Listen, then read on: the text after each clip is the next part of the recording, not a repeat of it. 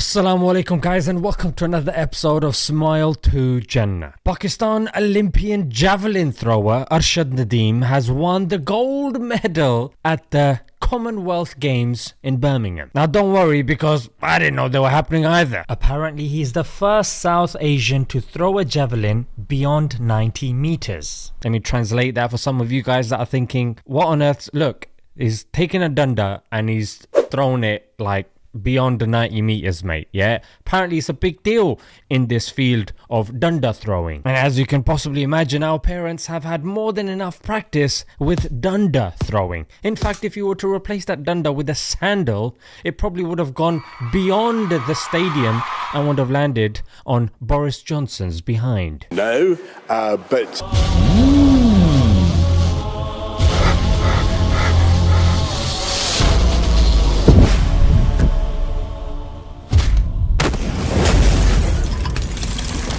to Jannah. The Quranly app. Subscription cheaper than Netflix, encouraging Quran reading, modern, engaging and fun. Download it today.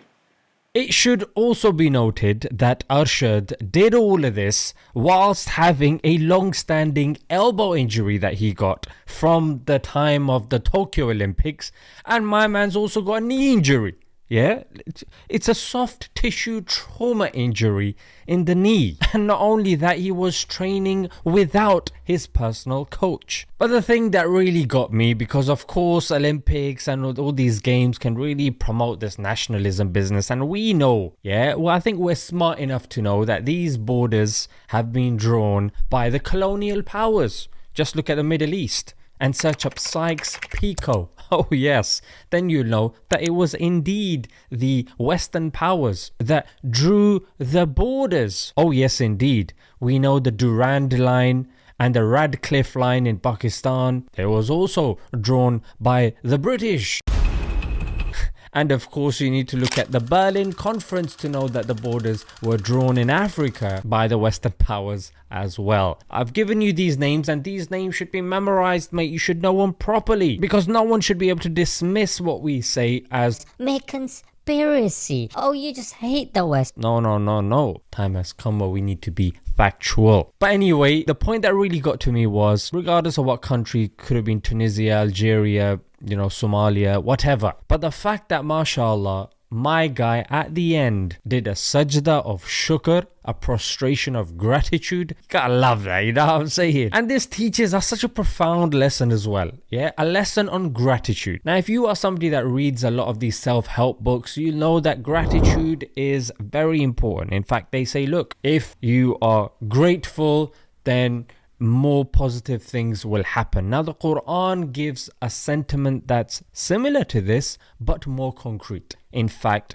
in chapter 14 verse 7, Allah says to the nearest effect, He literally assures us that if you are grateful, you will get more. Oh my gosh, what's going on here? You will get more if you are grateful. If you're ungrateful, well, can't expect anything more, frankly, you know what I'm saying? Even a 2011 Harvard paper tells us that the people that are grateful, let me quote, gratitude is consistently associated with greater happiness. Gratefulness. And I would even link gratefulness to patience as well. Because at that moment, you haven't attained what you truly want to attain. You have to be okay with where you are. Patient. You have to be, trusting of the plan of Allah subhanahu wa ta'ala. That's why I feel sorry for, non-Muslims and these self-help books, because they can't give you anything concrete. It's the universe did this. What do you mean the universe did it? What is the universe able to do? Mother Nature. Yeah, where is she? Let me give her a slap in the face. Yeah, where is she?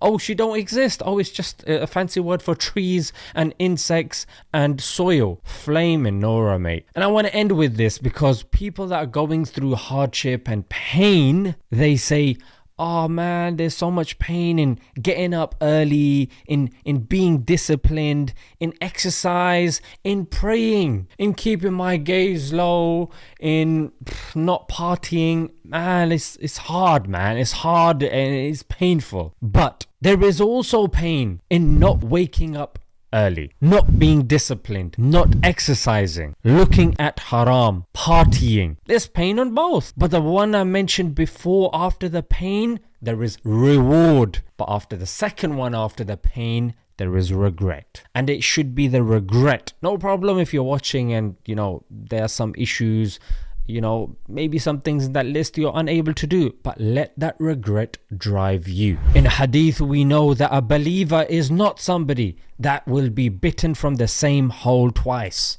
So if you've incurred regret, don't let that feeling enter you again. Once you miss that fajr, the regret that you feel, and that's a good sign. So it's ironic that after smashing his opponents and then doing the sajda, he demonstrated discipline in both spheres, because both physical training and spiritual training require exertion, require effort, and require discipline, and both of course incur reward as well. May Allah bless our brother Arshad Nadeem of Pakistan.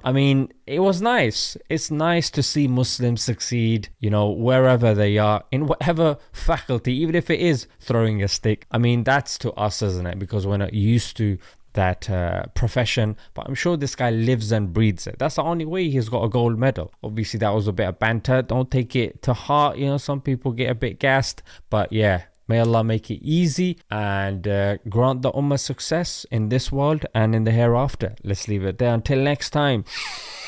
Assalamu alaikum.